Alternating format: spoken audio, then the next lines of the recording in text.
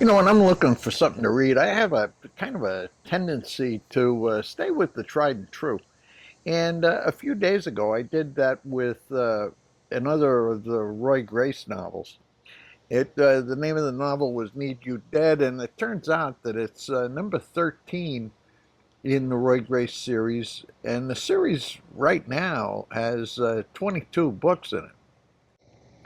Now, I think picking up a book from in a series where you've read them all, which I have in terms of Roy Grace, is pretty entertaining. Number one, you know where it's all going to go, so you approach it, I think, with a kind of a little bit of an understanding of what it's all about, and it gives you a feel for the significance of this particular book, which you didn't have when you first read it. When it first, in my case, when it first came out.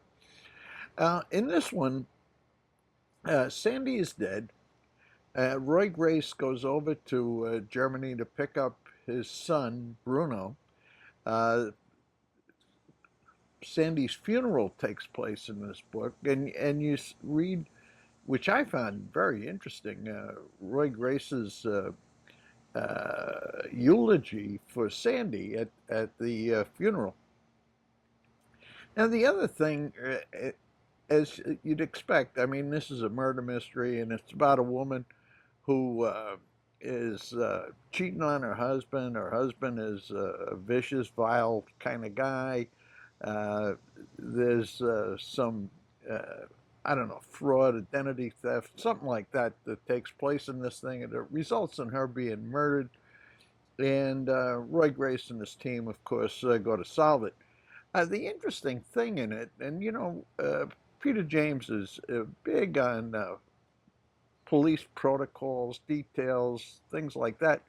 But he introduces the concept of the super recognizer.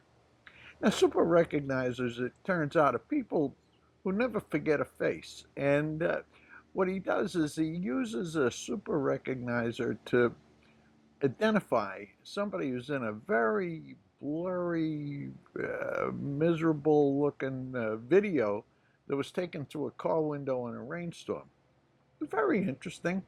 The solution to the crime is interesting, and of course, at the end, it's got a pretty thrilling conclusion. You know, Roy Grace gets back into, action. So, a very entertaining novel, and like I say, reading or rereading books earlier in series, I think are a real plus.